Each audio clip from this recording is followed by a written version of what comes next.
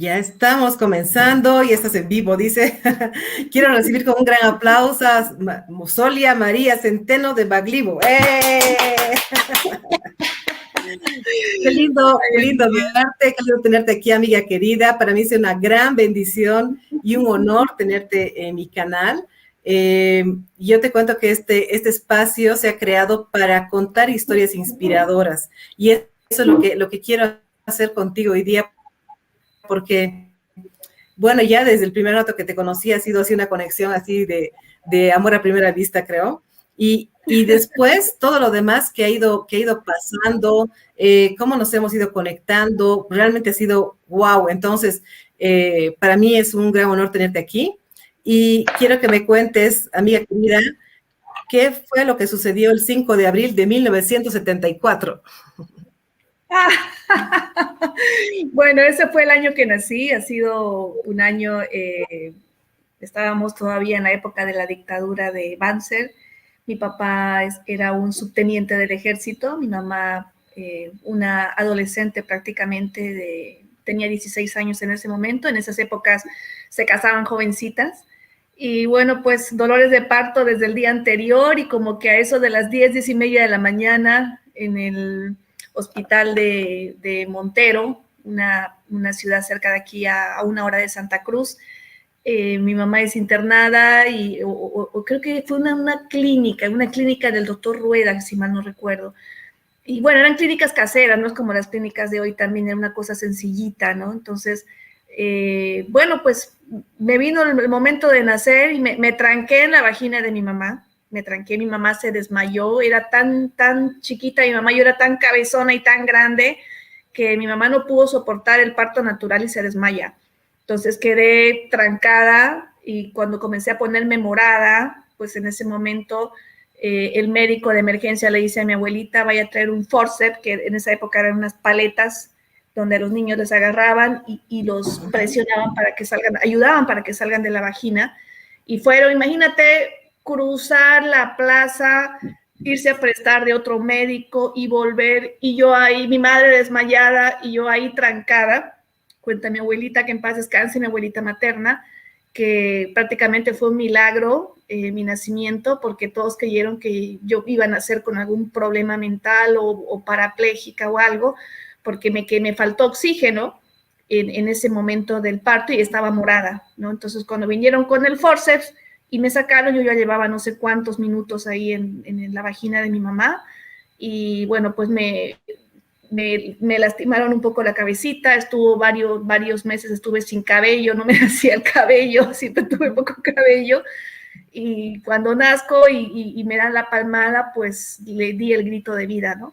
Siempre quedó la intriga de que podía haberme pasado algo, pensaron que iba a tener algún problema de alguna clase, pues, pero aquí estoy. Así que ese fue un día de gloria, donde pese al simbolismo, ¿no? Muchas personas que ven temas de los astros, ven el tema de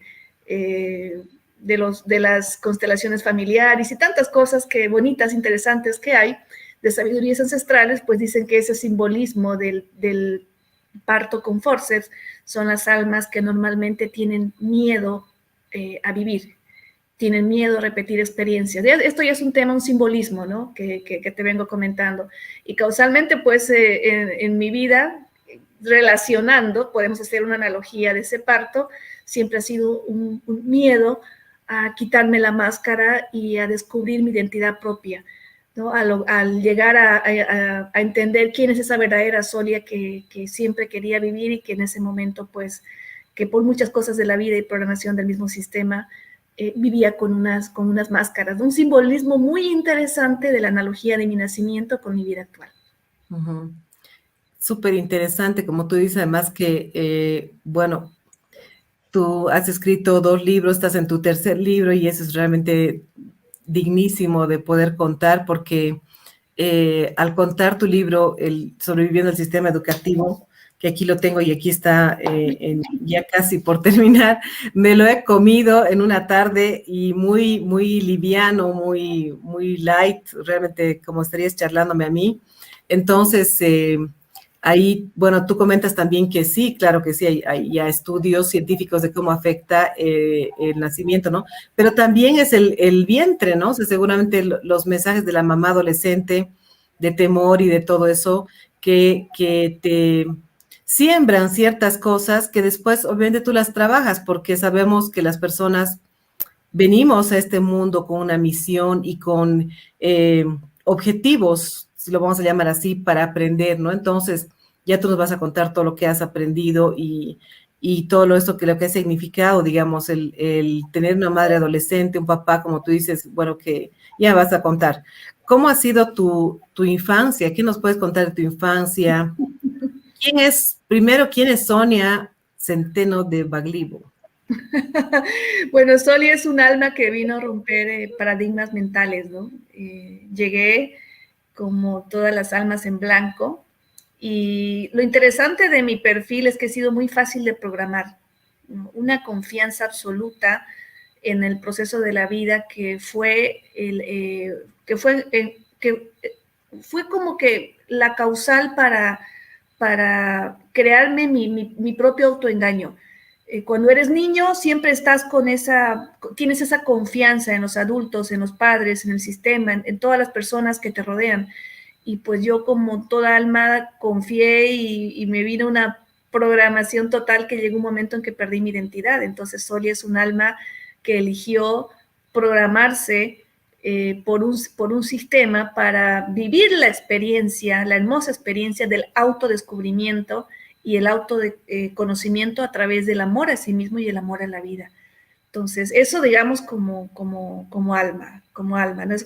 Siempre pongo yo inclusive en mi página web, ¿no? Vine a autoconocerme a través del amor, el simbolismo de haberme querido quitar la vida, el rechazo a un sistema, pues me lleva a esa conclusión de que verdaderamente mi alma vino a aprender a amar la vida, ¿no? Porque para amar la vida, pues tienes que experimentar el perderla.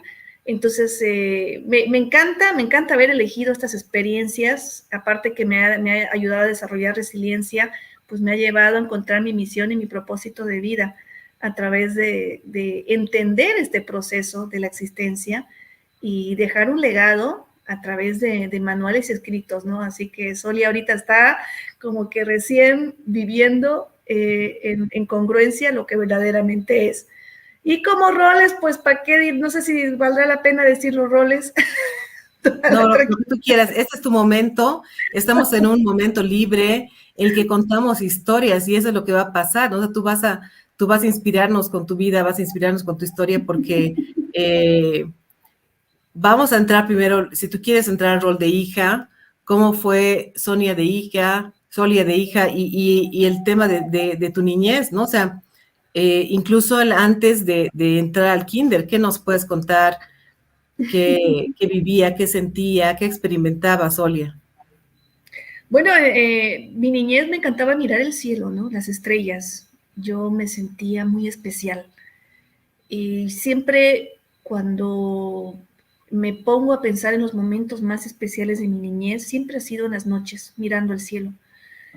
A pesar de tener un día, en el día yo sentía mucho miedo, porque en el día sentía que no era libre, me sentía como atrapada en un sistema de conducta y de pensamiento, ¿no? Obviamente mi papá viene la mayoría de los padres de una escuela de disciplina militar, y mi mamá, jovencita, ama de casa, que desarrollándose en los roles de la casa y también estudiando, porque también le tocó trabajar para apoyar en el hogar, decidió ser maestra. Entonces mi niñez siempre ha sido ver a mis papás trabajando.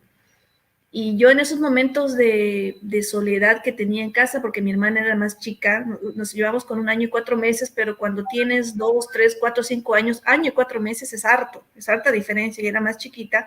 Mi hermana como que siempre ha tenido ese sentido de disfrutar su niñez, y yo no sé por qué, yo siempre digo, llegué con una conciencia de alma vieja, me aburrían los juguetes, me aburrían las muñecas, para mí era un castigo que me manden a jugar a las muñecas con mi hermana menor, pero me mostrabas un libro, me mostrabas una enciclopedia, yo era, wow, me acuerdo mi papá, la primera vez que trajo un diccionario, una enciclopedia a la casa, yo tenía 4 años, fue amor a primera vista. O sea, yo me acuerdo cuando vi el librote, yo no sabía ni leer, pero estaba impresionada por el tamaño del libro. En esa época eran los Larousse, ¿te acuerdas? Los Larousse Claro eran que esas sí. ediciones.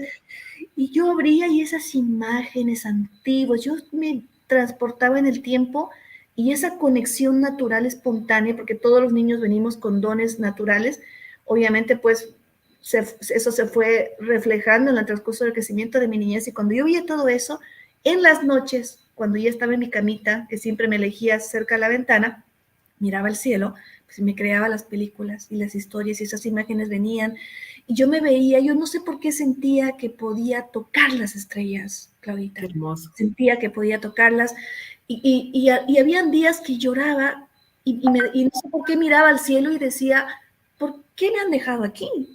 Y la primera vez que digo esto, ¿por qué me han dejado aquí? Yo quiero irme allá con ustedes.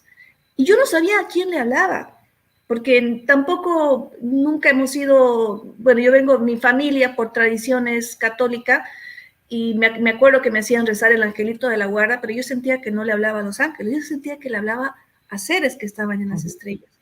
Y yo sentía que tenía que estar arriba. Entonces, esas sensaciones de mi niñez que yo siempre recuerdo fueron los momentos más especiales de conectarme con esa esencia personal a través de mirar el cielo con las estrellas, ¿no? Entonces me sentía como una diosa,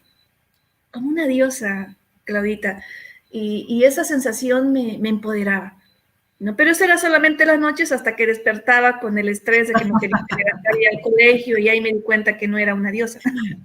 Bueno, pero no, oye, yo creo que no es tan así, ¿no?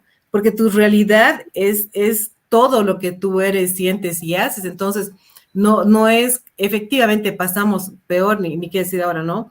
Más de 8 horas en el colegio y se convierte en la mayor parte en el espacio que estamos.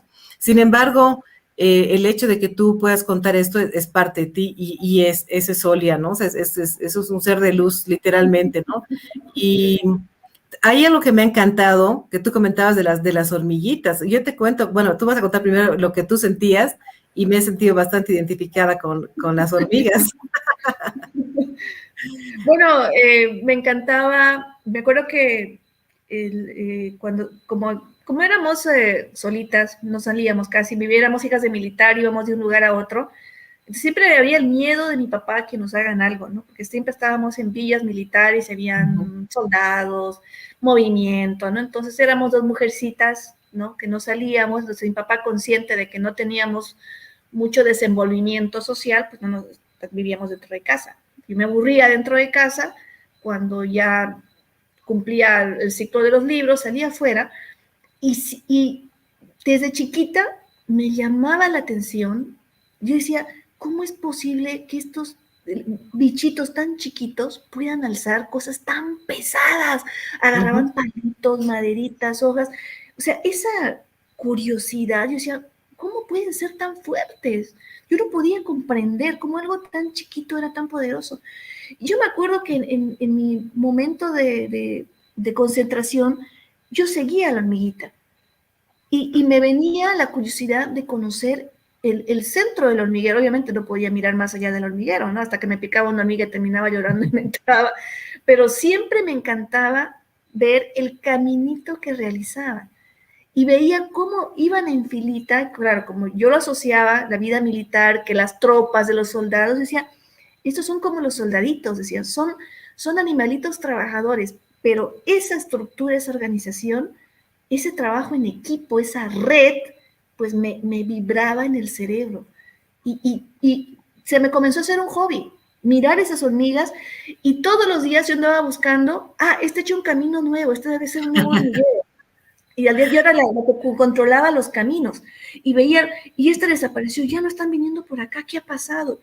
Se han venido por acá, pero ¿por qué se cambiaron por allá? Ese era mi razonamiento lógico. Y te juro que yo, cuando acordaba, se me iba las tardes, hasta que venía el pitazo a hacer la tarea, ¿no? O sea, El pitazo militar, sí, y yo te cuento que a mí también me encantan. Y una película con la que me he identificado mucho es Anti-Bullying, no sé si la has visto, que es hermosa porque cuenta la historia de un niño que estaba contratando a un exterminador de hormigas. Entonces las hormigas llegan, no sé si viste, le llegan en la noche a ponerle una gotita en su oído y lo Ya. vuelven de tamaño de una hormiga. Y las hormigas se lo llevan a su hormiguero y lo juzgan y le dicen, este nos quería matar, ¿no? Entonces, su castigo era vivir la vida de una hormiga para poder entender lo que sienten, lo que piensan, cómo se organizan, cómo viven, el trabajo en equipo, como tú dices. Entonces, yo también amo a las hormigas y es más, o sea, siento una gran admiración porque son resilientes, porque a pesar de que les destrozan el hormiguero, vuelven a construir otro, no se quejan, siguen trabajando, levantan peso. Entonces, esa admiración por el mundo pequeño, igual que tú, pues mira, una cosa más en común que, con la que nos encontramos, que es algo tan hermoso, pero entonces pregúntame si yo mato una hormiga. Obviamente tengo la burla de mis hijos de que, ay, es mi mamá, hasta las hormigas, que no las mata y no sé qué, ¿no? Entonces yo agarro obviamente un papelito, ¿no? Le la pongo el papelito y ya sea cualquier bichito lo llevo afuera de la casa para que siga viviendo, porque obviamente no tengo, y de paso yo posiblemente incluso he invadido su espacio, tal vez tienen hambre, no sé, tantas cosas que pasan y que no por ser pequeño, alguien tiene que aplastarte, ¿no? O sea, comenzando desde ese principio. Entonces, es lindo, me encanta tu historia de las hormigas. ¿Y qué pasó después? O sea, ¿cómo tú crees que siendo niña puede, digamos, influir en ti lo que ha sido la escuela, como tú contabas en tu libro, ¿no? Las órdenes, todo lo que te han programado para poder hacer las cosas, ¿no? Mira, yo creo que las órdenes en la niñez, tiene mucho que ver con el tipo de energía que la persona está poniendo en sus palabras.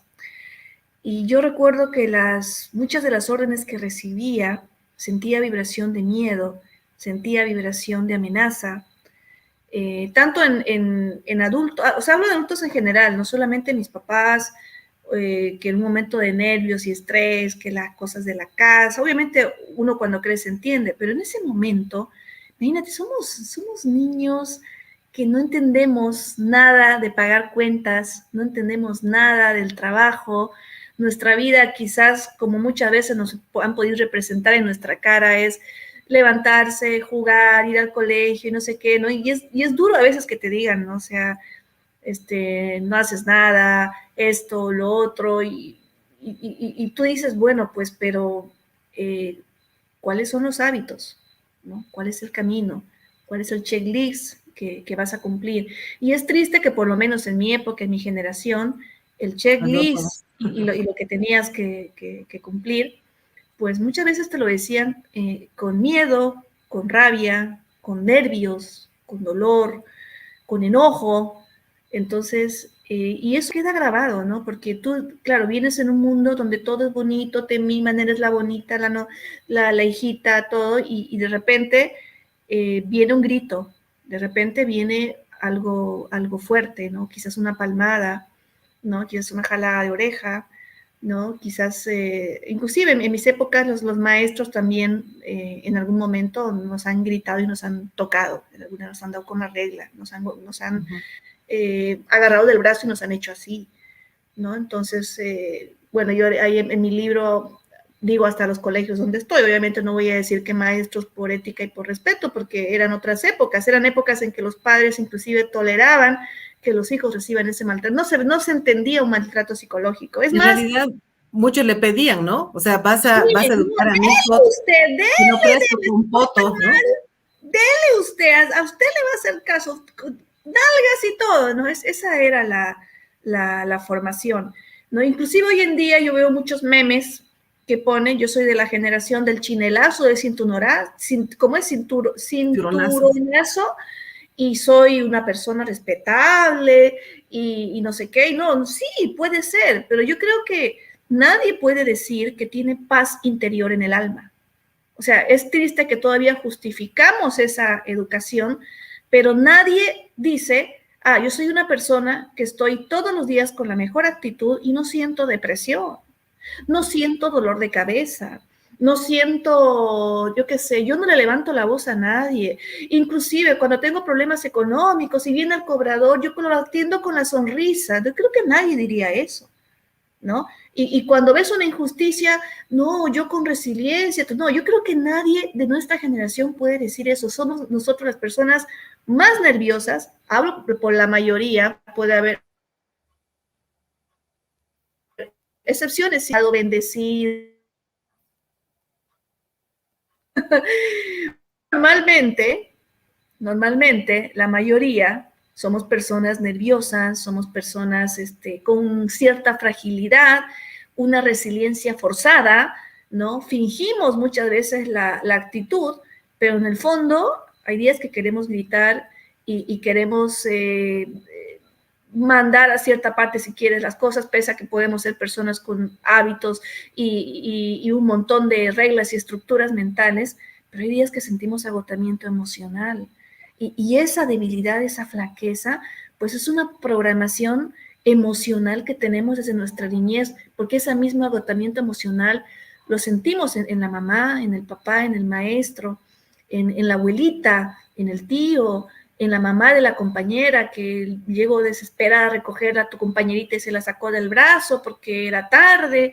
Entonces, toda esa educación que hemos recibido en la niñez sí tiene su estrago y sí es lo que en este momento está creando personas en la sociedad, desde los mismos gobernantes, los mismos administrativos, los mismos educadores, las mismas personas que vemos en la tele. Fíjate sus ojos, o sea, la amargura, la frustración, el estrés, gente que sale a trabajar y no tiene ganas de trabajar, gente que está cumpliendo un rol en la sociedad, pero está haciendo cosas que no ama hacer, ¿no? Claro. Y aunque ellos digan, no, estoy agradecido porque gano bien, tengo un buen sueldo, por lo menos trabajo, soy uno de los pocos que trabaja, pero con su lenguaje mental, facial, corporal y todo lo que transmite con su manera de ser, está transmitiendo esa frustración a sus hijos y no sabemos si en la casa igual sigue gritando, sigue levantando la voz o con su silencio e indiferencia está lastimando a su familia, ¿no? Así es, Entonces, y eso es importante el tema también ahí de la empatía, ¿no? Porque no podemos juzgar y en realidad sentirnos víctimas de todo esto, ¿no? O sea, en realidad todos somos personas, tú eres mamá y obviamente has estado en algún momento también en una posición también de poder y de autoridad, no solo como madre, sino que, y eso hace que también sepas qué se siente estar, la presión que siente la otra persona al otro lado, las preocupaciones, el estrés, y peor en esta época que hay tanto dolor y sufrimiento, ¿no? Entonces, y bueno, tú me comentas que de niña estabas como dividida en dos en cierta forma, ¿no? Porque pensabas en todo tu mundo, que no era de fantasía, sino era lo que tú pensabas y sentías, y eso se respeta y se valora mucho. Y te encontrabas con la realidad de pronto de ir al colegio del pitazo para hacer tareas, como tú dices, y comienzas, como tú dices, también a hacer caso, ¿no? O sea, a ser una persona obediente, ¿no? A ser una persona que tal vez puede estar mejor por respetar esas reglas y ser parte de eso, ¿no? Entonces te sumerges en eso que se esperaba de ti, ¿no? Y sí, o sea, la misma actitud de mis padres que toleraban el sistema educativo, me creó la película de que eso estaba bien. Yo recuerdo clarito, el primer día del colegio, un niño que se revolcó en el piso y se puso a llorar y no quería entrar. Y la madre lo jalaba y lo trataba y le decía, y el niño lloraba. O sea, es que yo recuerdo que me metía a las faldas de mi mamá detrás y la miraba a mi mamá. Y yo esperaba que mi mamá reaccione Claro. y me saque de ahí. Yo pensé que mi mamá iba a decir, pues no, hijita, esto no, tú no tienes que ver esto. Pero las madres estaban en silencio. Y todos éramos con taquicardia, mirando ese show del niño, pero como veíamos que nuestras madres, que amamos con todo el alma, ellas estaban en silencio, mirando, quizás alguna decía, ay, qué niño malcriado, o cosas así, nadie decía ni les hacía nada. Entonces, en esa ingenuidad yo recuerdo clarito que dije, mi instinto dijo, mi mamá no reacciona, entonces esto está bien. Esto debe ser bueno. Mi mamá no interviene, entonces, y todavía que te dicen, ay, pobre niño, es que tiene miedo, pobrecito, pero ya se va a sentir bien, Ya ¿no? se va a Entonces te acostumbrar. animas a hablar. Entonces tú de niño dices, what the fuck, digamos, ¿no? O sea, estoy aquí y bueno, ese niño supuestamente está con una reacción que no es buena, entonces yo soy la niña buena, porque yo no reacciono y porque yo sigo instrucciones, ¿no? Entonces, por eso te digo, a veces no necesitas ni dar la instrucción, tu simple tolerancia o Es parte de intolerancia, eso, el ¿no? aceptar, ¿sí? O aceptar, Ujú. estás educando a los niños que esa es la manera en que te van a tratar, ¿ya? Ujú. O que si tú haces eso, entonces como vi que el niño al final igual lo metieron, la madre igual lo metió, y el niño se puso a llorar y estuvo llorando toda la mañana y se en un rincón hasta que el niño se cansó y solito, como vio que todos eran dibujando, pintando y todos éramos ahí prohibidos de hablarle al niño llorón, entonces él terminó sentándose haciendo lo que los demás hacen, ¿no? Como amaestrar un perrito. Claro. Entonces, eso lo tengo tan marcado que le dedico un capítulo entero en el Mm, libro a esa mm, experiencia, ujú. porque esa es la manera en que tú adoctrinas y programas a los niños en la sumisión y en la obediencia, ¿no? Que Claro, sí. ese mismo tipo de formación tú lo ves en las empresas. Alguien que reclama una injusticia y nadie se mete, nadie lo apoya, ¿no? Claro. Y como ve que nadie lo apoya porque él pide un aumento y esto, y más bien lo amenaza, le viene un memorando, ni que una llamada de atención más y lo vota, el tipo se calla. Mm. Y me recuerdas a la película, al musical de Wall, ¿no? Literalmente todos estamos como robots yendo a caminar hacia la molado, ¿qué se llama? La máquina de carne que te aplasta y te vuelve parte de Uy, la, ¿no? qué cosa Todos como caballos cocheros, así lenta. literalmente, de calladitos, aceptando que todo esto pase. Más bien, si hay personas que quieren comentar, quieren hacer alguna pregunta, estamos aquí para charlar con Solia y que podamos hacer una pregunta especial de esto que es nuestra esta noche. Eres toda Gracias. nuestra. ¿Y cómo fue después? ¿Qué nos puedes contar de tu adolescencia, por ejemplo? ¿Cómo fue Solia de adolescente? Uy, rebelde, pero una rebelde lo más interesante, una rebelde silenciosa. No era de las que daba la cara para contestar, ni tenía la valentía de decir las cosas de frente, ¿no? Era como una terrorista, que es lo que puedo decir, ¿no? Actuaba Mm, por detrás, ¿ya? O sea, me trataban y todo, y terminaba renegando. Es más, en la adolescencia yo comencé a construir mis hábitos con emociones negativas, ¿no? Aprendí lo que es la envidia, el celo, el resentimiento. Ya era una resentida social inclusive a los 14 años, si mal no recuerdo, sí. Bueno, ahí en el libro describo las etapas, cómo se fueron formando esas emociones, ¿no? ujú. Mucha discriminación social y económica, tuve bastante, precisamente porque vivía cambiando de un departamento a otro, entonces se me pegaban los modismos, los hábitos de diferentes regiones del país y cuando iba a la otra, pues tenía el estigma, ¿no? Que venía de otro lado, me ponían los apodos, comenzaba el bullying, ¿no? Que uno no lo veía como bullying, tú decías, bueno, es normal, todo el mundo se hace la burla de todo el mundo pone etiquetas y todo el mundo critica, ¿no? Pero nunca me voy a olvidar algo que me dolió muchísimo, muchísimo. Recuerdo una vez que yo veía en los programas musicales cómo combinaban en la época en que tipo Timbiriche que mezclaban, ¿no? Tenías una camisa de globos y te ponías un pantalón naranja. Y una vez yo no tenía ropa para vestir, era mi primera salida con el grupo Top, me acuerdo del curso, Ujú. y yo no sabía qué ponerme, no tenía el jean de moda, no tenía la camisa de moda, no tenía nada de marca, y dije, voy a hacer una combinación bien estrambólica y no sé qué. como para que se vea súper original, pero de verdad que salí disfrazada, salí como una payasita, honestamente, o sea, pero yo no me di cuenta. Te juro que según yo Estabas hermosa, claro, estaba divina. wow, o sea, estaba original. No, Ujú. obviamente, como yo me comparaba y como ya me habían dicho que era feíta, entonces yo ya me había mentalizado, entonces para que la feíta se vea bien, pues me ponía así una combinación.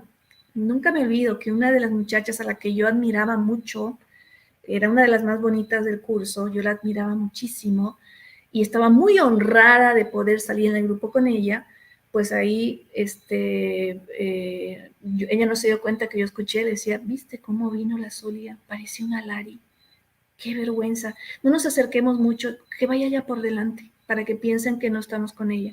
Yo no sabía, Wow. lo más chistoso es que yo no sabía que era Lari. Después me entero que era un término muy despectivo de alguien que realmente aparte de feo se viste mal y es lo peor, ¿entiendes? Después, ¿qué creo? Después de muchas semanas me quedé con eso, Lari, ¿qué será? ¿Será pues algo original y no sé qué? Y no, y viniendo de una niña, digamos, que yo admiraba mucho, que estaba feliz de estar saliendo en grupito con ellas y todo ese tema, y eso me duró años. Te cuento que fue una herida que me duró muchos años y a pesar de llevar esas heridas en la adolescencia, yo recuerdo que siempre tenía esa humildad de querer ser aceptada y reconocida, a pesar de que sabía que no encajaba, que no reunía los requisitos muchas veces para estar en muchos de los grupos y tampoco era amiga de años porque era pasajera, quizás también eso influía, pero yo no me daba cuenta. Yo siempre buscaba la manera de encajar y una de esas maneras pues era aprovechando mis estudios, ¿no? Yo era la mejor alumna, sabía que me buscaban porque era la mejor alumna, pero a mí no me importaba, ¿no? Yo hacía todas las tareas, a veces hacía todas las presentaciones, yo me acuerdo que me esmeraba y todo el mundo quería estar en mi grupo porque todas las presentaciones eran espectaculares y yo no me hacía problema por hacerlo todo, pero yo no lo hacía porque verdaderamente lo quería, yo lo hacía porque quería comprar aceptación, Claro, quería buscas comprar aprobación. reconocimiento, comprar aprobación.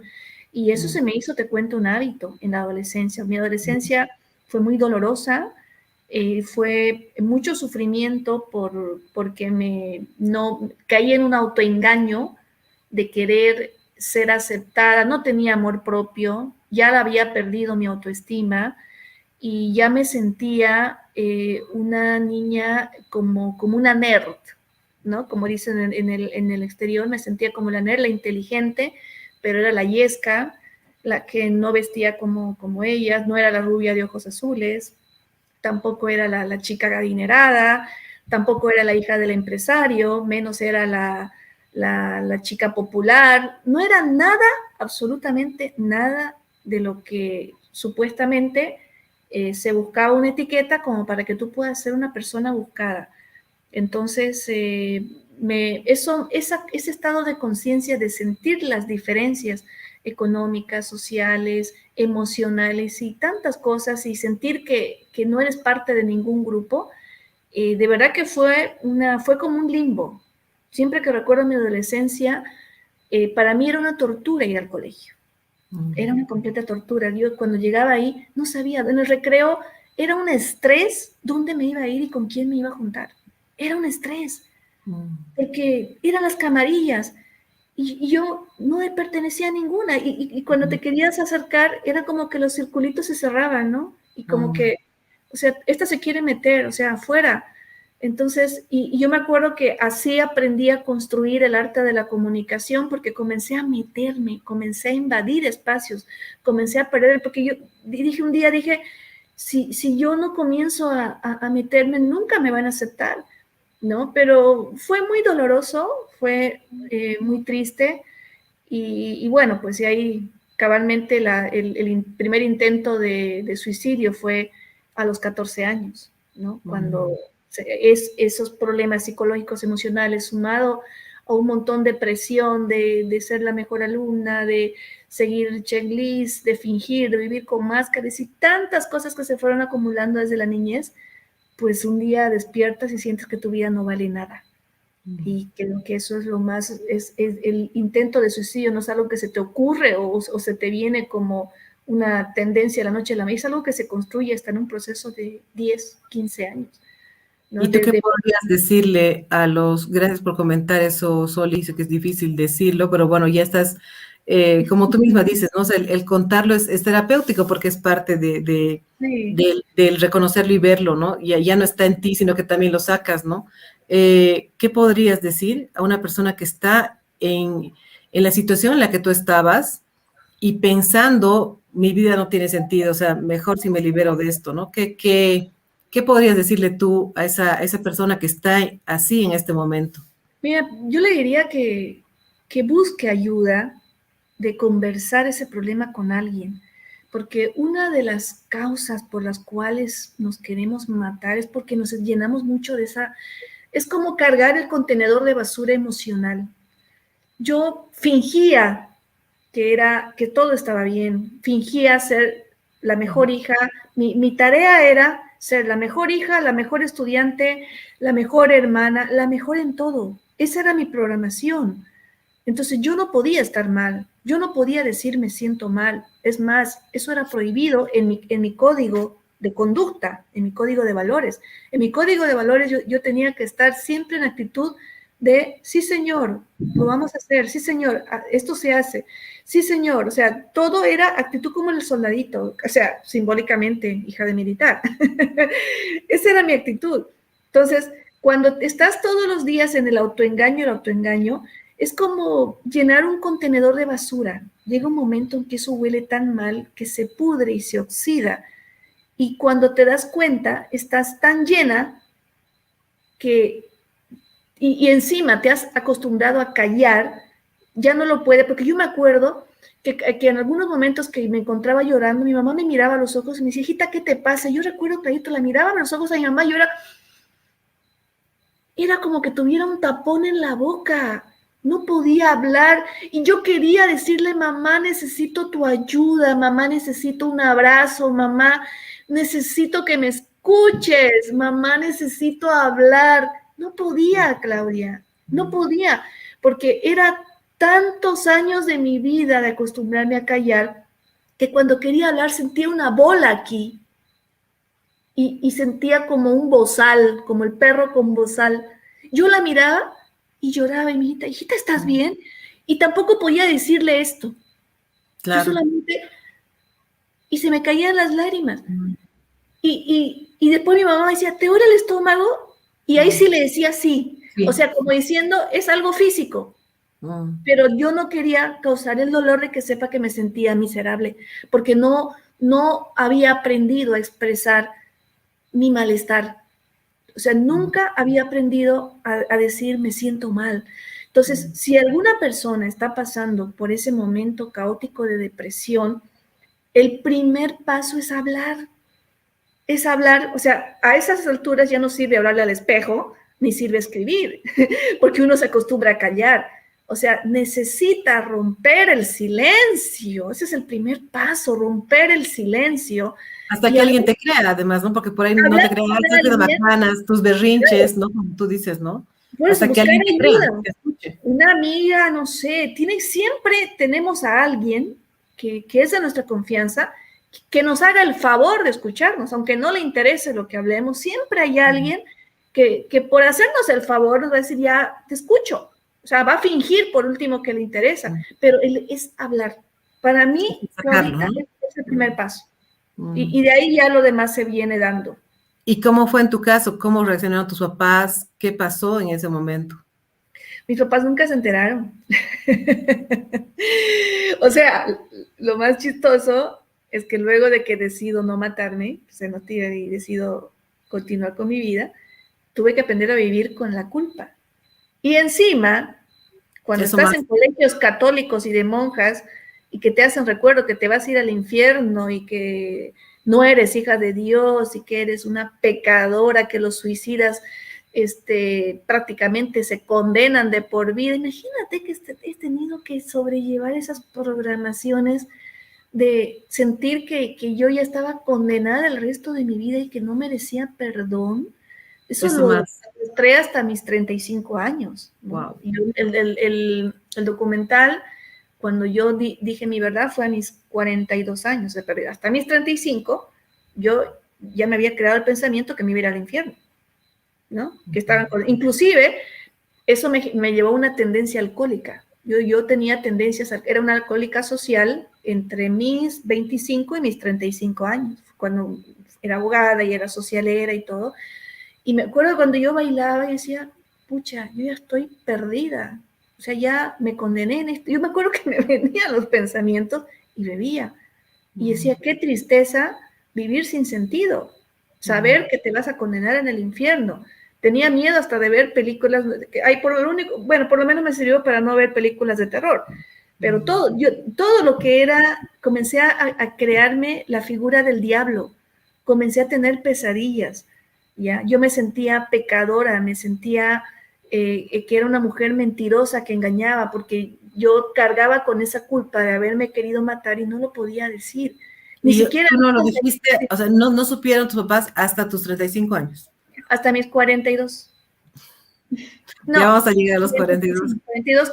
42 wow. Años. Cuando salió el documental. No, 43, porque el documental salió el siguiente año. Yo grabé mi testimonio el 30 de octubre del año 2016. El documental salió más o menos entre 2017. Mayo del 2017. No, 2017 tal vez sí, o 18, no me acuerdo. Sí, pero igual, mis papás no lo vieron en el documental, mis papás lo vieron en el cine, o sea, fue un patatús que ya te cuento.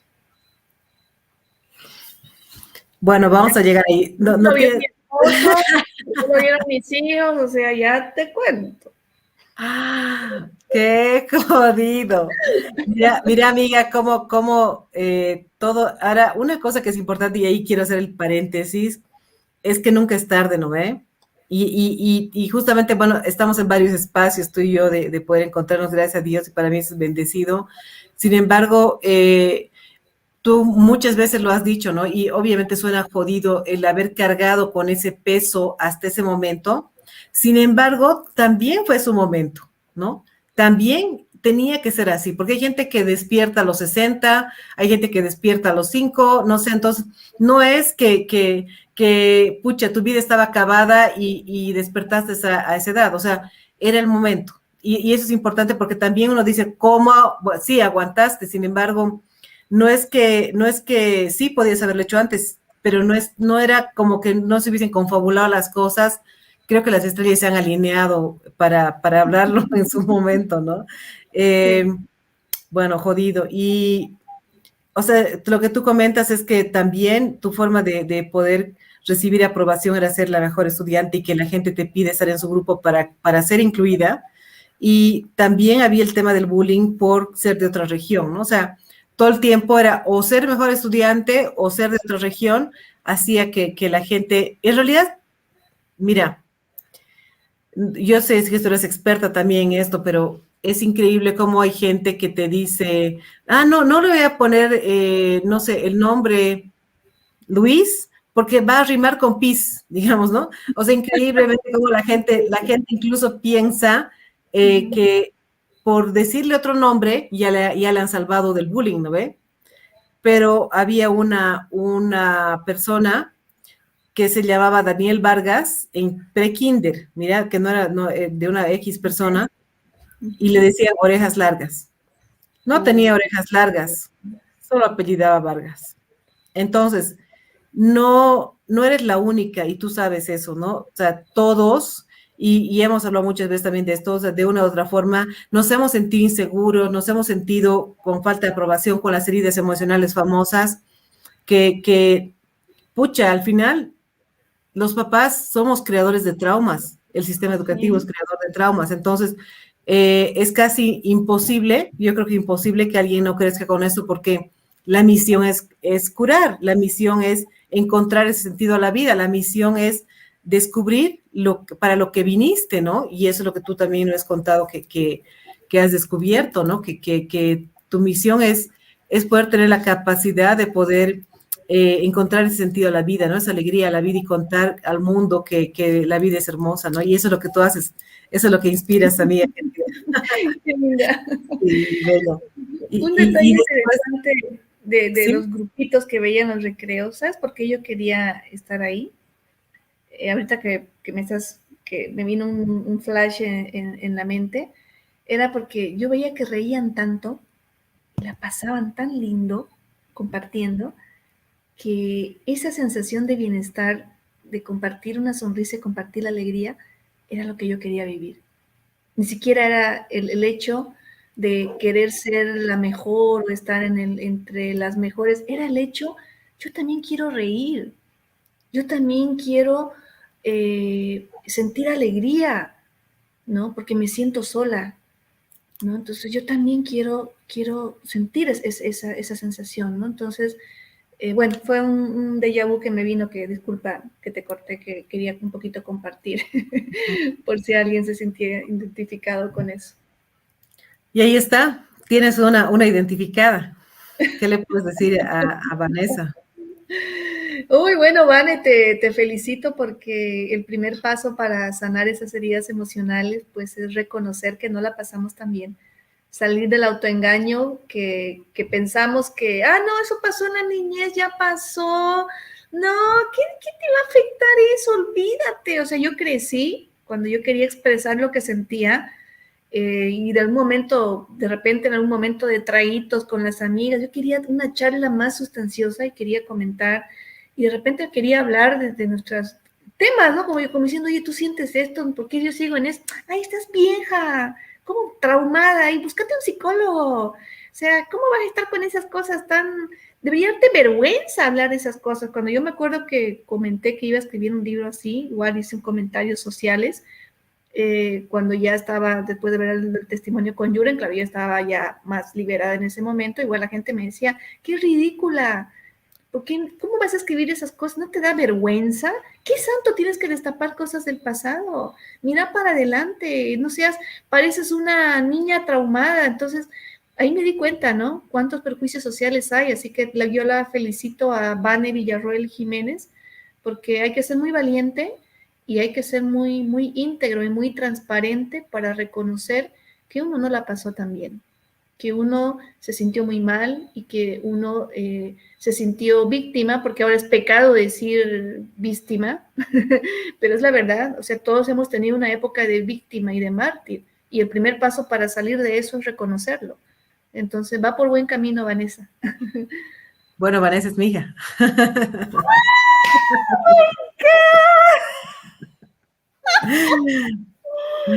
¡Oh, mi Dios! Eso fue revelador. Sí, sí, Amorosa. Bueno, me sí, alegro mucho estar ayudando. Oh my God. Me quedo sorprendida. sí. Sí, bueno, en realidad yo creo que es importante no tener esa vergüenza, ese miedo que la gente te hace sentir, que te hacen como avergonzar de lo que tú estás sintiendo y lo que estás viviendo, ¿no? Porque eso obviamente te inhibe, te prohíbe expresarte y curarlo también, ¿no? Porque no está mal buscar un psicólogo, por supuesto que sí, es reconocer, como tú dices, y por ya una terapia de una X o de cierta forma, porque eso te permite curarlo, ¿no? Entonces, no hay persona que no tenga heridas y eso es importante que todos sepamos porque igual yo como mamá, es igual que todos los psicólogos, ¿no? Y terapeutas, están como evitando que sufran, evitando que les pase. Ya sé que eso causa trauma, entonces no voy a hacer esto. Igualito, al final. O sea, porque así es la vida. Y es lo que hablábamos, ¿te acuerdas ayer, no? En el podcast de Vía Lab, Despertando con Vía, y ahí es uno de los espacios que estamos juntas y que es una bendición, es que no puedes ocultar a tus hijos en una vitrina, en una pompa de jabón y decirles, no, no, tú no vas a sufrir, tú vas a estar a salvo de toda esta mierda de sociedad y yo te voy a proteger de que te pase, vas a evitar pasar lo que yo pasé. Y sin embargo, ¿no? Entonces, bueno, pues, o sea, es como las películas de la luz, que ya no sé si yo soy chistosa para los nombres, ¿qué se llama? La luciérnaga, no sé qué se llama, ¿no? La libélula, ¿no? El que va retornando y son cosas que vuelven y vuelven hasta que logras aprender y crecer Sí. con eso. Sí. Bueno, ¿y qué fue después? ¿Qué tal tu elección de tu carrera, por ejemplo, que es algo también importante, Ah, que también ha sido algo que ha marcado tu vida, ¿no? un aprendizaje. Bueno, yo soñaba con ser arqueóloga, filósofa. Siempre me encantó Bailarina. la historia de la humanidad. Bueno, de niña quería ser cantante y bailarina, ¿no? Estaba pintora, ¿no?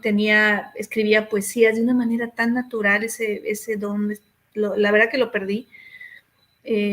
Hoy quiero escribir una poesía, lo siento en el alma, pero me está costando materializar y me doy cuenta cómo tengo todavía bloqueos, ¿no? Qué interesante, imagínate el proceso que vengo llevando y sigo con bloqueos. Entonces, sigo reconociendo bloqueos. Así Bueno, es. fue primero de niña, quería eso, ¿no? Ser bailarina, cantante, pintora, escritora, ¿no? Después se echó arena eso, que me iba a morir de hambre, lo borré. Y ya después, la parte académica, cuando llega la noche a la universidad, mi papá me dice, bueno, señorita, ¿qué va a estudiar? ¿No? Yo lo primero que le digo a mi papá, ya no me acuerdo el orden, pero hablé de arqueología, ¿ya? Y él me dice, bueno, primero arqueología es en la universidad privada y no tengo el dinero para pagarte ese estudio, te tienes que irte a la casa de tu abuelita, tengo que mantenerte allá y no me da, ¿no?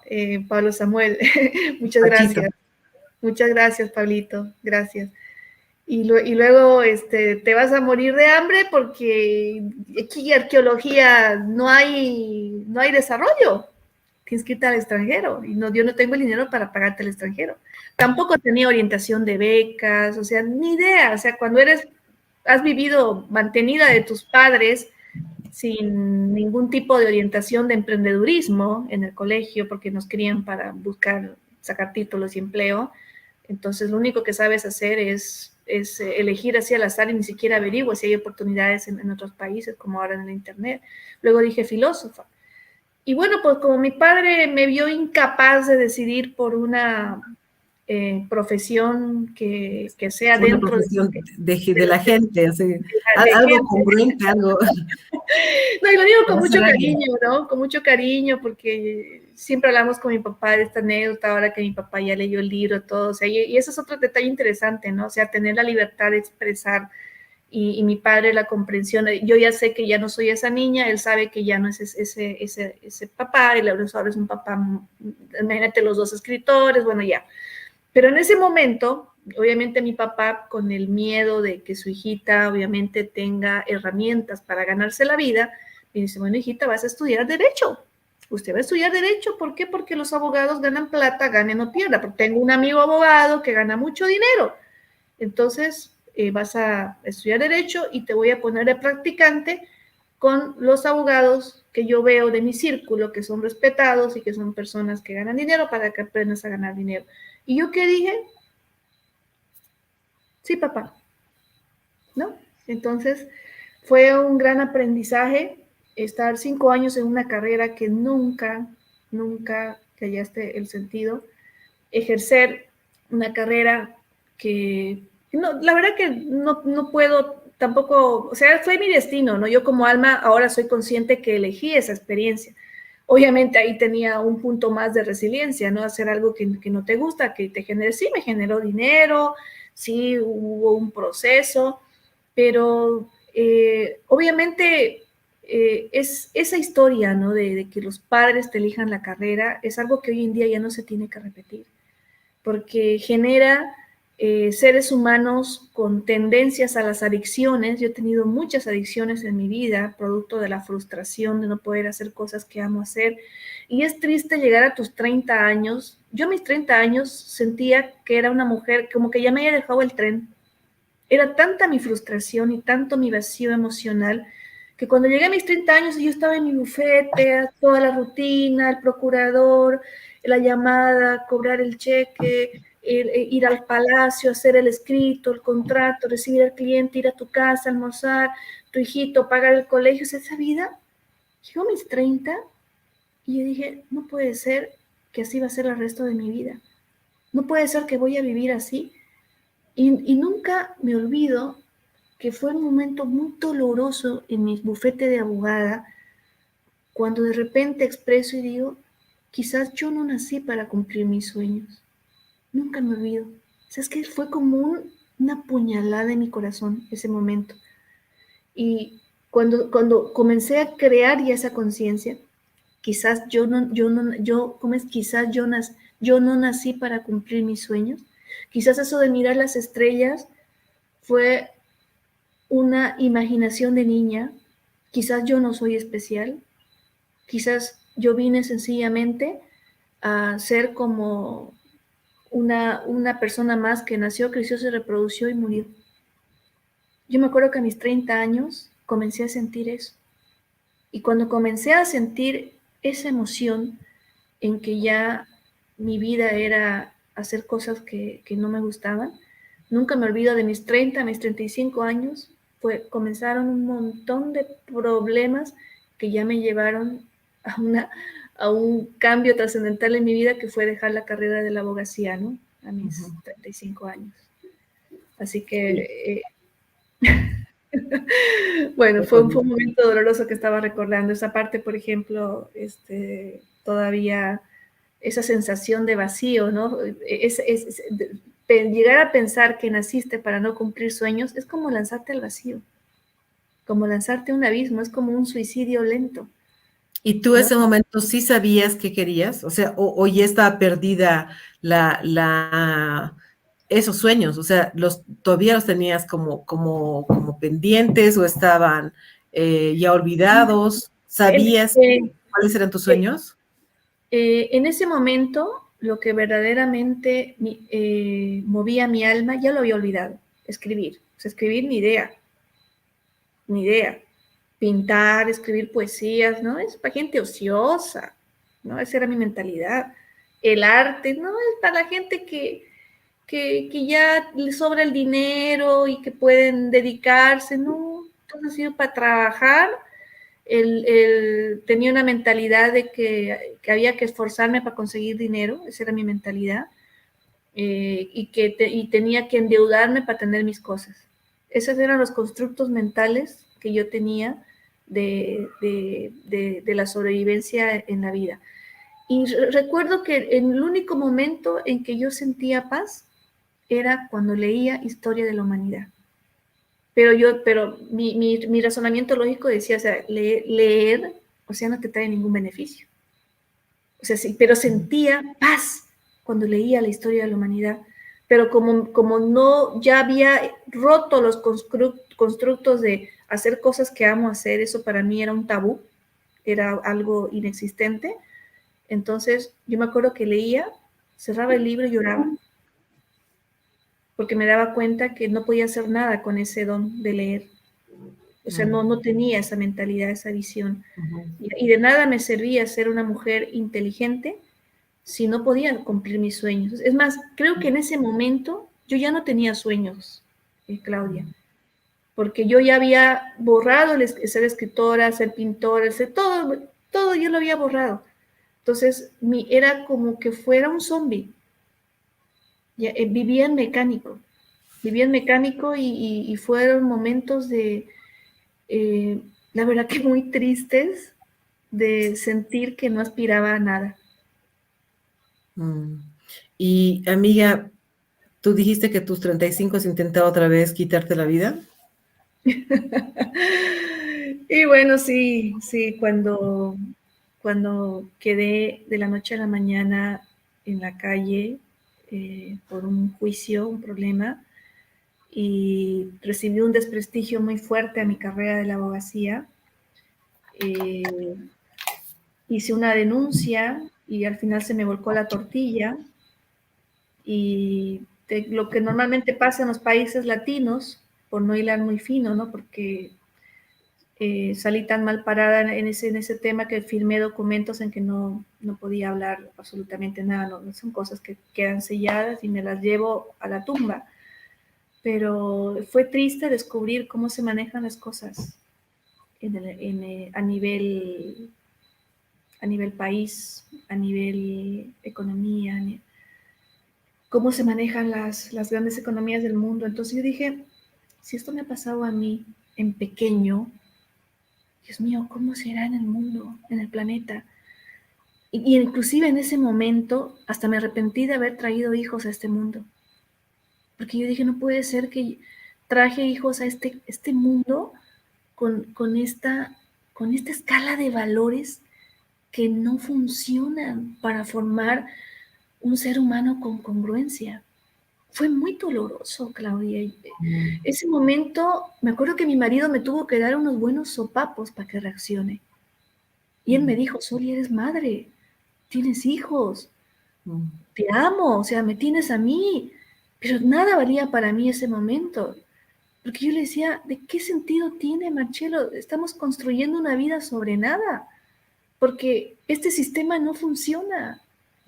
Nuestros hijos les va a pasar esto mismo. Si no son títeres del sistema y el día que quieran ser ellos, les va a pasar lo que me pasó a mí. O sea, Marcelo, yo estoy en la calle, le dije, o sea, más de $100,000, $120,000 de deuda. Yo me la voy a pasar toda mi vida trabajando solo para pagar esto que es una injusticia. No es justo. Me están desgraciando la vida. Es el sistema al que yo tanto había defendido, le había entregado mi vida, me había quemado las pestañas, había tenido hasta crisis de divorcio por dedicarme a trabajar. Ese sistema ahora me estaba aplastando. Entonces, fue muy doloroso saber cómo se manejan las cosas en este planeta, querida Claudia.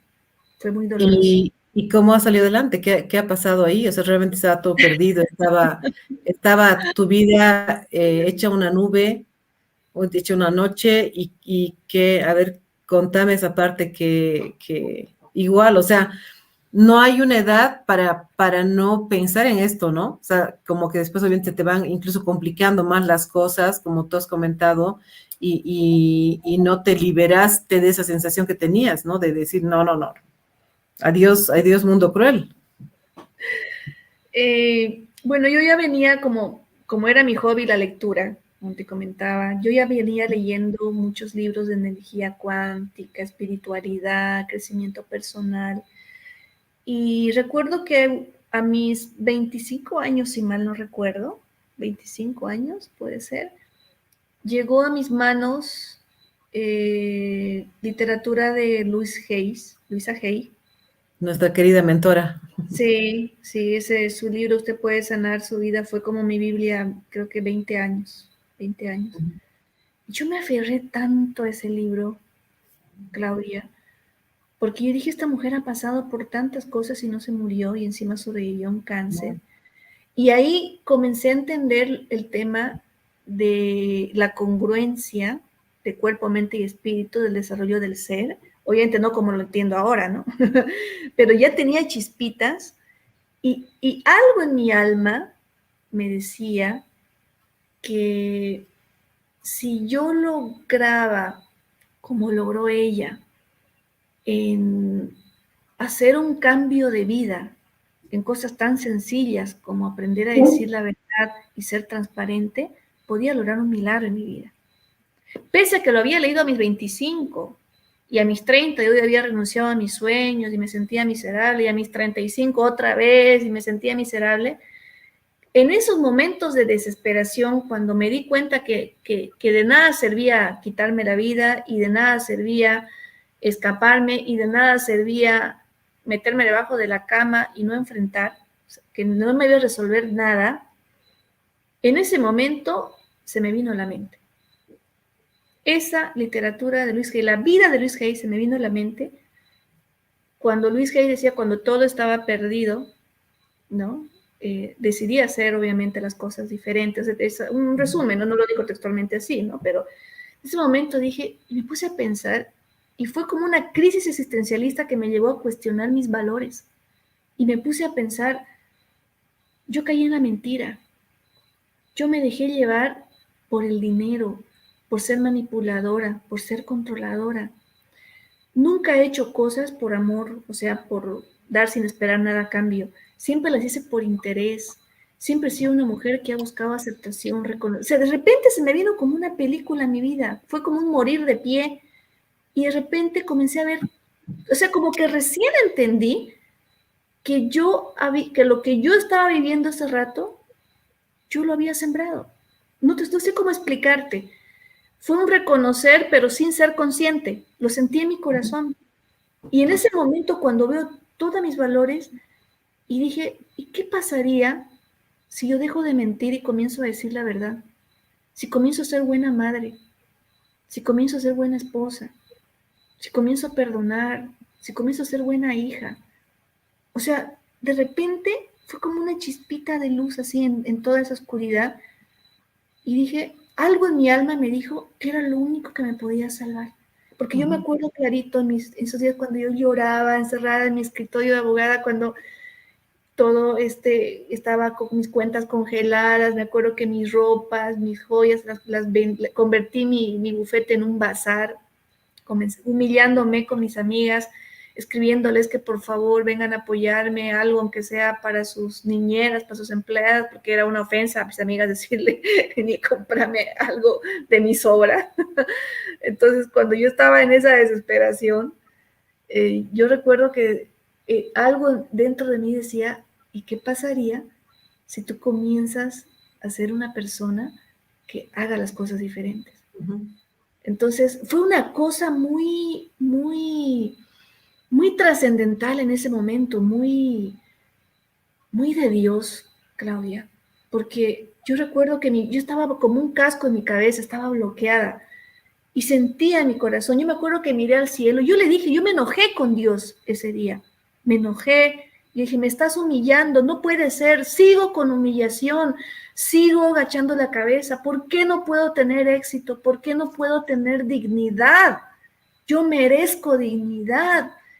Y en ese momento se me vino por primera vez en toda mi vida una frase que creo que salió muy de mi inconsciente, ¿qué estoy haciendo mal? Recuerdo que dije eso yo y me timbró, fue como un martillazo en mi cabeza en ese momento. ¿Qué estoy haciendo? Nunca lo había dicho, yo siempre era de las que buscaba culpables, yo era la víctima, yo era la mártir, y en ese momento dije, ¿qué estoy haciendo mal?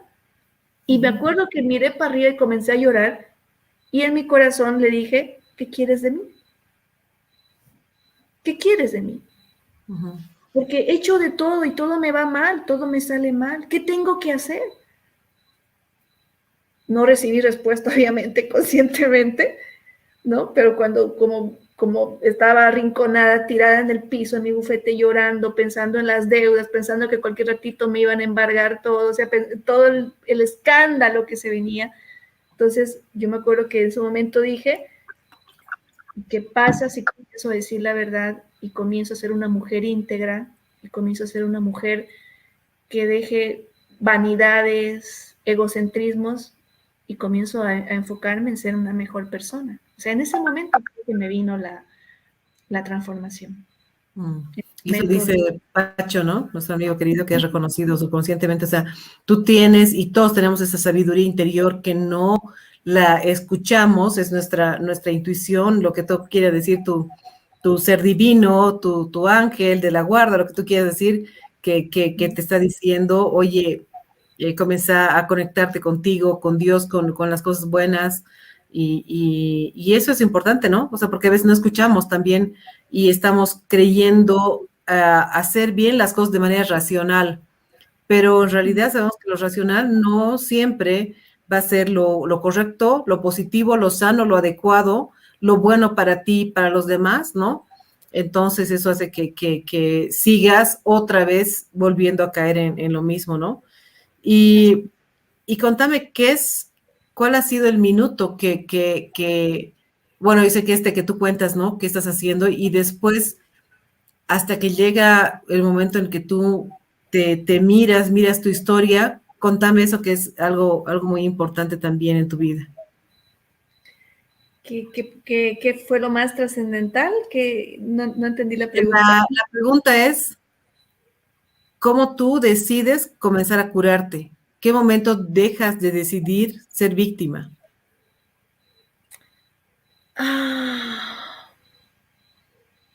Fue al día siguiente de esa catarsis, ¿no? Porque esa noche cuando me doy cuenta que cuando veo mi vida en perspectiva de que no había hecho las cosas bien, y que tenía que hacerlas diferente. Recuerdo que cuando desperté al día siguiente, lo primero que sentí en ese momento fue resignación. Fue una resignación de que a partir de ese momento las cosas ya no iban a ser igual. O sea, fue como que se me rompió mi burbuja. Me di cuenta del mundo real y me di cuenta que no había construido nada en mi vida en ese momento.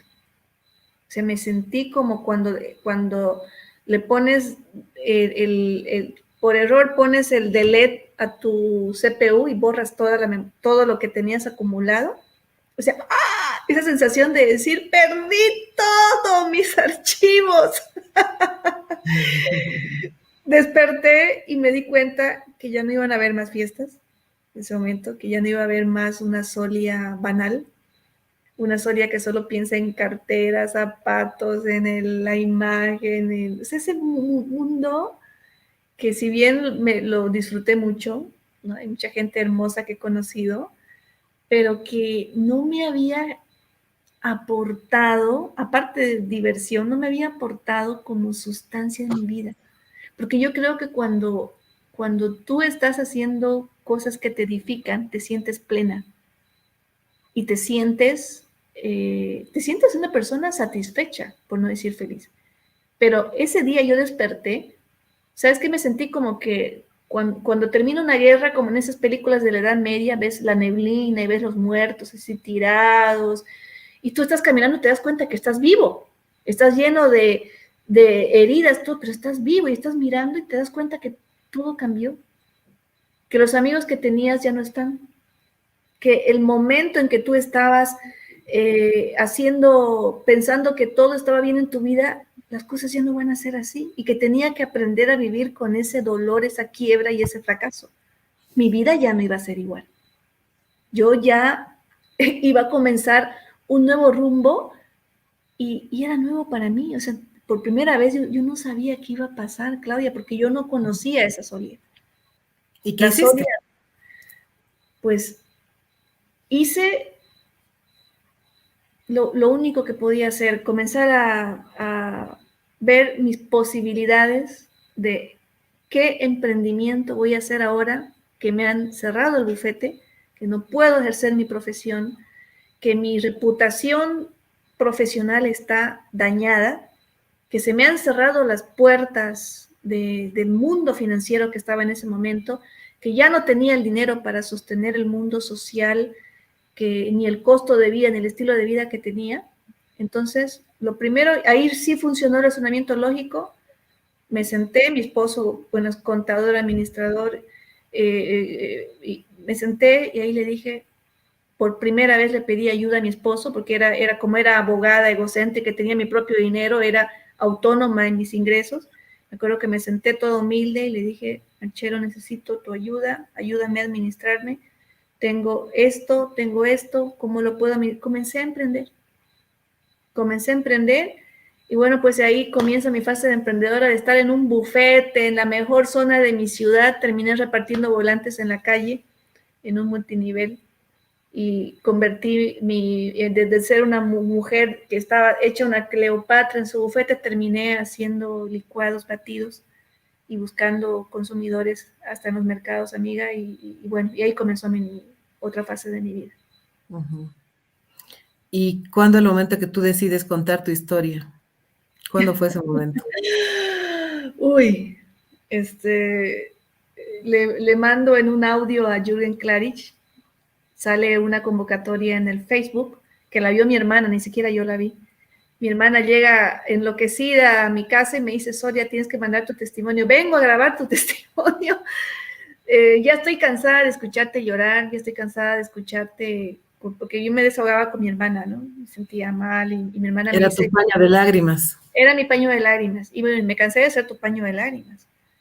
¿Qué tal si te ganas un coach? Me acuerdo que eso fue lo primero que me dijo mi hermana. Eso me motivó, la recompensa. ¿Qué tal? No, el Jürgen no lo había dicho, pero a mi hermana se le ocurrió. La verdad que se lo debo a Sandra. No solamente haber llegado a Jürgen, el testimonio y todo. Mi hermana ha sido la ama de llaves que me abrió la puerta. ¿Qué tal, me dice, si por dar tu testimonio te ganas un coaching o una orientación, o él hace un video para que puedas salir de esa tortura emocional que llevas guardado años. Ya me cansé de escucharte llorar.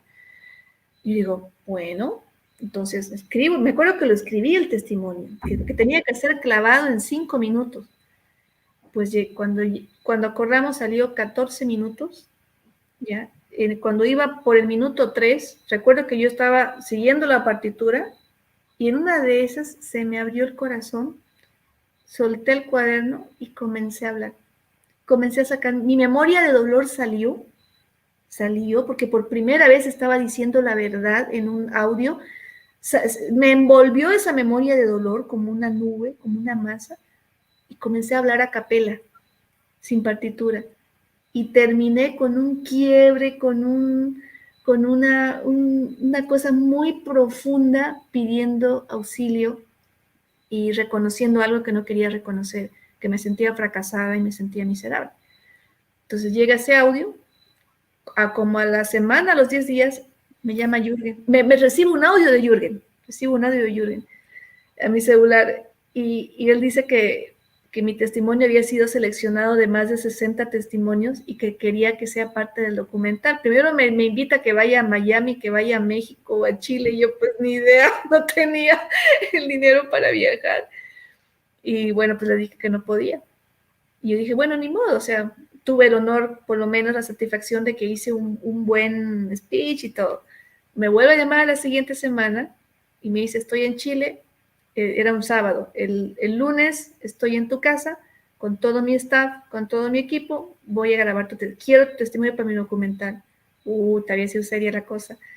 Y yo me acuerdo que dije, ¿en qué me metí? No, mi papá se va a enterar. No, Claro.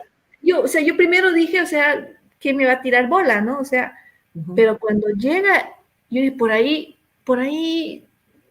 no va, digamos, por ahí, como todos los famosos dicen una cosa y a veces no la cumplen. Pero me equivoqué en este caso, porque cuando acuerdo, el Jürgen, en la mañana llama, dice, ya estoy en Los Tajivos y acabo de llegar, voy a hacer una entrega, fue a hacer una donación a los niños con cáncer, me acuerdo que fue al oncológico, y paso por tu casa. ¡Oh, my God! Pues me vine en quinta a mi casa, me acuerdo que vino mi hermana, vinieron unos amigos a verlo a Jürgen, aunque sea de lejitos, hasta mi nana se vino, y no, pues esa mañana doy el testimonio, pero lo más chistoso, Claudita, que no tuve el coraje de decir la verdad, me callé. O sea, no contaste lo mismo que contaste en tu audio, digamos. Pero no conté lo mismo del audio. Yo me acuerdo que Jürgen me miraba y me decía, aquí algo no anda bien. Esta no es la mujer que yo escuché en el audio. Y yo, ¿no? O sea, me acuerdo que entré al baño y me puse a llorar de vergüenza. Y entró el camarógrafo y me pilló. Yo, mira cómo se arman las cosas. Desconfabulado. Yo creo que si ese testimonio hubiera quedado ahí, no hubiera salido en el documental, porque no era lo que Jürgen buscaba, no era. Pero yo entré al baño, me sentí tan avergonzada, porque me dio vergüenza, lo he hecho viajar tanto y lo he desilusionado. Yo era consciente que no dije lo que tenía que decir. Y el camarógrafo me pilla y me dice, señora, ¿por qué llora usted? Es que no me atreví a decirle el testimonio de suicidio. Yo sé que él necesita, pero no puedo. Pero señora, ¿cómo no lo va a decir? ¡Qué barbaridad! Eso es lo que él quiere, no sé qué. Yo, no, imagínense, no, aquí todo el mundo piensa que soy una mujer exitosa, no sé qué vergüenza, mi esposo, mis perjuicios sociales. Pues el camarógrafo le fue con el cuento al Jürgen, en la tarde Jürgen me llama, me dice, Sonia, mira, hay una toma que no salió muy bien, date una vueltita por el hotel para que hagamos una toma. La figureta, y no, bueno, voy por el hotel para la toma y no sé qué, arregladita y todo. Pues, llegué, ahí sí fue el mejor coaching que recibí en toda mi vida. Me tiró una tratada que me dolió, me tocó me deshizo el orgullo, el ego, me habló de los suicidios, de que tú eres corresponsable de esas muertes, cómo tú has superado 3 intentos de suicidio, no quieres dar tu testimonio, eres una cómplice del sistema educativo y todavía eres madre, no te da vergüenza. ojalá te llevaras todas esas cosas, eso tú lo arrastras y lo heredas a tus hijos, qué madre, no, mira, me deshizo, me dijo lo que le dio la gana, que yo me puse a llorar, ahorita está atrevido, ¿qué me está diciendo? Pero no tenía argumentos para contradecirlo, porque a pesar que me lastimaba lo que me decía, yo sentía que tenía razón. Claro, él lo que ha hecho es pinchar el puchichi, como decimos, no sé, el absceso para que salga la pus. Y salió. Y no, pues yo le dije, voy a dar mi testimonio. No, me dice, yo ahorita No tengo un almuerzo, y no, le dije, yo le doy mi testimonio ahorita. Y si no me toma mi testimonio ahorita, mañana yo desconecto mi celular y ya no me encuentra, y ya no No puedo creer. Los dos se han quitoneado así. El cabo que quería. Y ese ratito, el camarógrafo, ay, que me falte, conseguiste un micrófono. Volvimos, y ahí pues está ya la segunda parte del testimonio, donde ya digo toda la verdad, y no, pues ahí ya salió todo eso, ¿no? Salió todo eso, y él muy amable me orientó, me aconsejó, y ahí fue cuando ya vino ya la parte de la mentoría, que era lo que yo también esperaba. Y bueno, pues me di cuenta que nadie se muere de decir la verdad y nadie se muere de enfrentar su destino, ¿no? Algo que te puedo asegurar, que cuando desperté al día siguiente, sentí un alivio en mi corazón, sentí como un tapón que había salido de aquí de mi corazón, me sentí livianita, mis hombros, mi espalda. ¿Sabes qué? No podía creer lo que sentía, Claudia. Me sentía como en otro cuerpo. Yo me miraba al espejo y decía, pero sigo igual, o sea, pero me siento tan bien, me siento con una paz. Y recuerdo que en ese momento sentí tanta paz que me puse a llorar de gozo. Nunca había llorado de gozo. Fue la sensación, una de las sensaciones más hermosas de mi vida, porque yo ya me había acostumbrado a ser mártir y me había acostumbrado a ser víctima. Me había acostumbrado. Yo no sabía, obviamente, pero en ese momento sentí una mezcla de gozo y alegría y gratitud pero fue un llanto de sanación tan hermoso, amiga, que en ese momento agarré el lapicero y comencé a escribir. Lo primero que hice fue escribir. Y ahí nació lo que ahora en el libro está, la primera parte, que es la gratitud, que es donde le doy el agradecimiento. Primero comienzo a agradecerle a Jürgen, y bueno, pues, me acuerdo que después de escribir ese agradecimiento, lo que es el capítulo 12, que está de último, o el 11, cuando cuento la historia en este momento, ese fue lo primero que escribí. Primero, mira qué interesante, escribí el cierre primero, y después comencé a escribir lo otro. Nunca me voy a olvidar. Claro, y obviamente él también te inspiró, ¿no? Te dijo, bueno, tu testimonio no es solo para contarlo en el documental Un crimen llamado educación, sino esto da para un libro el que tú, como tú dices, vas a ayudar a muchos a salvar su vida. Y bueno, yo quiero agradecerte mucho y primero desearte muchas bendiciones, agradecerte por tu vida, y para poder cerrar, quisiera que tú en este momento te conectes con tu niña de 5 años antes de ir al pre-kinder, al kinder, y que tú puedas decirle, ¿qué quisieras decirle a la Solia pequeñita de 5 años para reconectarte con esa niña hermosa, ese ser de luz? Wow. Que siga mirando las estrellas, que sí, ella es una princesa, es una hermosa princesa, que están ahí sus amiguitos, que la aplauden y que se sienten muy orgullosos de ella, y que no pare de mirar al cielo, porque su fortaleza está en esas estrellas. No tiene límites. Bravo. Yo no puedo con mi carácter, terminas haciéndome lagrimear, porque así es, hermana querida, así es querida mi Solia. Eres un ser de luz, eres una princesa, esa persona especial que ha venido a este mundo a darnos un mensaje hermoso con su propia vida, y no hay persona que no debería ver este video y leer tu libro. Gracias. Gracias. Gracias, Claudia. Gracias, querida Solia. Gracias. Que Dios te bendiga. Gracias. Voy a finalizar la transmisión.